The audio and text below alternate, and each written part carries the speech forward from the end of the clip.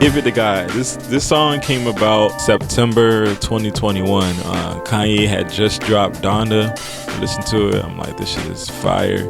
And I was just inspired for real. And so I found a beat. It was like a Donda type beat. I have these long road trips. That's when I really do my most, I guess, writing, where I'll just find a beat, I put it on, then I start mumbling like gibberish really. So I find the melody and then I add words after that. And so love the beat, put it on, the words came to me after I did my little gibberish. Alright, so the title of the song is called Give It to God. I really wanted it to be kind of like a space where people from all different walks of life, if you will, we all feel the dryness of like life. You feel despondent.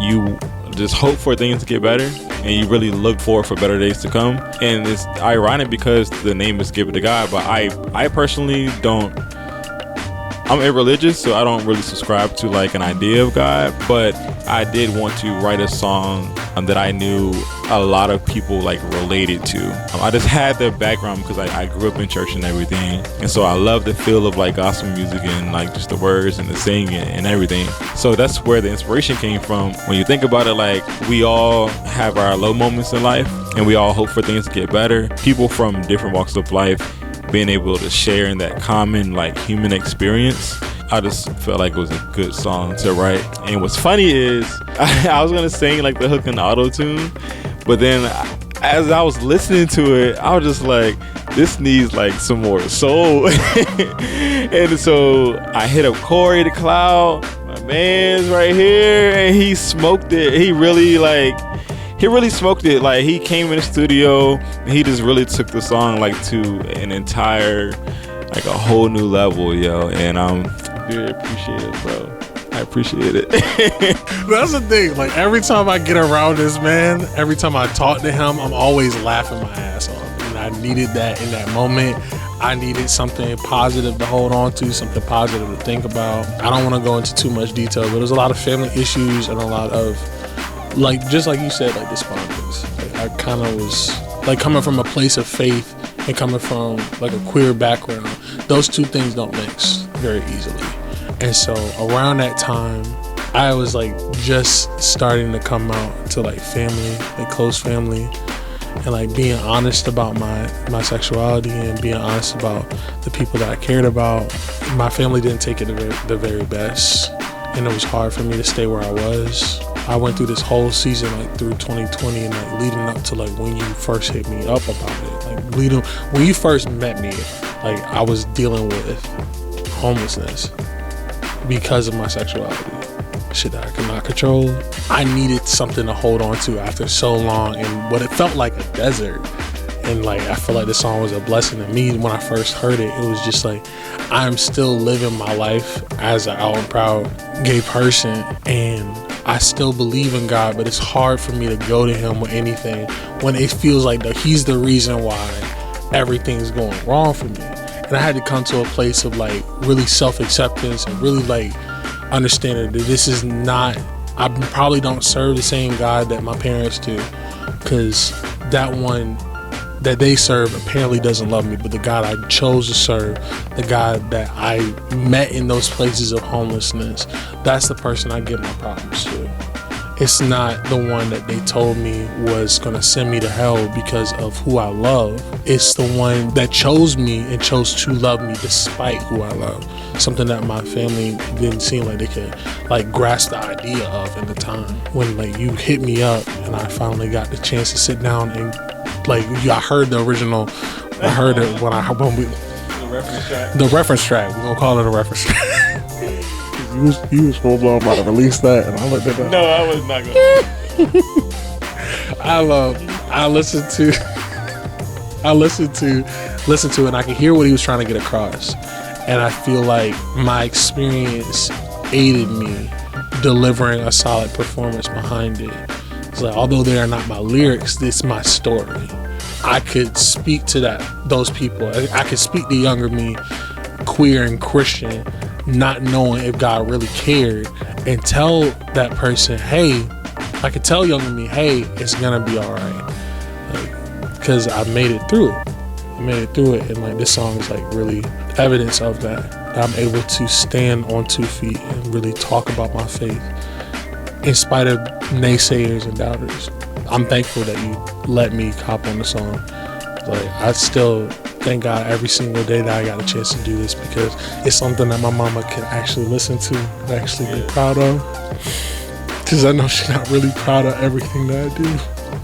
And so at least she can listen to this, and I'm like, at least she can smile to some of my music, so it's cool. When I was like writing this song, and like I said, I have a background in, like, I grew up in church since like I was 7. My mom had us in that 3 days a week, and that shit was crazy. Like growing up, and it was crazy for me because growing up and just always believing in God, like God was there, He was there for problems, etc., and getting to a point in my life, and I think this was like 2017, where I just lost like my conviction in God, and the whole thing just didn't make sense to me anymore. It didn't make me like opposed to like religion, you know what I mean? Like, I'm not just like a full-blown atheist who just like, the sign God ain't real, you know what I mean? Like, nothing like that. Writing the song, what I had in my mind was, like I said, just the despondency of life sometimes that everyone experiences. And this goes into what I wanted the song to convey, of like that person who may not be the cookie cutter person or a cookie cutter like Christian or anything. They may not go like to church every Sunday. They may not like their religious institution. Like, they may not read their Bible or whatever it may be. And these people, they still love God and they put Him first in everything they do, but they still be out here fucking and sucking. And so to me, I'm like, that was just some humor. But really, but point being, in all seriousness, like, the person who may not do their religious things, but they still love God with all of their heart. I want that song to convey, like, even though you may not think you're doing everything right, God still hears you and He still listens, and He's not tired of bitching to you. It gives like a gospel feel, but I really wanted to cuss in it because I wanted to give that raw emotion and those true feelings, like, that just power it, and just to give just like that imperfection to God still loves you, and He still like hears you, even though you may be doing this what you think is wrong. Especially my family, that they had the hugest problem with, like, hearing me curse in music is a no-go. Like, you know me, I swear like a motherfucker. Say, like, I do not give a fuck. I can do that for effect, or I can be honest and really just be bleep to bleep to bleep. The first time I ever came across gospel music that ever had a curse word in it, it was almost visceral. The feeling that got ripped out of me is like, yes, this is exactly what I want to say right now, because I'm angry and I'm hurting, and everything looks, it sounds, feels, smells shitty around me. And I can't get the point across enough trying to use the King's English. There have been plenty of prophets, prophetesses in the world. I'm sure one of them had to drop a F-bomb, love Jesus, in there at some point. They had to. It's like, fuck you, love Jesus. Like, that they had, at some point, it had to get across to them, because not everybody talks with proper English all the time. Not everybody talks with really good cultural dialect. Everything is on point. It makes it more human. Hearing that in the music, it's good that we have the clean version ready to go for those who, like, it becomes an issue, especially for like radio and whatever. It feels different being honest with your emotions, even if it does come across as crass in the moment to someone who doesn't know those feelings. If you don't know those feelings, cool. I hope you never get to the point where you're angry at God or you're angry at yourself to the point where you need to cuss. I hope you always find the words necessary. But as for me, there have been times where I've been stripped to my core in front of God, have nothing left to give but fuck you, what is happening. Those are those real feelings, like you said, just like, what the fuck, God? Like, because you just you have the refrain, just give it to God, or ask God and He'll do what you ask Him for. It's been a long time since I read the Bible. I butchered that scripture. But yeah, you have in your mind that if you ask God for this, He's gonna give it, because you're His children. and so it's hard to really hang on to that faith. Shit is happening in your life, and it's like you're praying, and it just seems like you're just getting nothing in return, and that's a low place to already feel low, but then feel that your God is supposed to help you, but he's silent. It's less about like you constantly praying for something to happen and it doesn't, and more about you trying to do it on your own.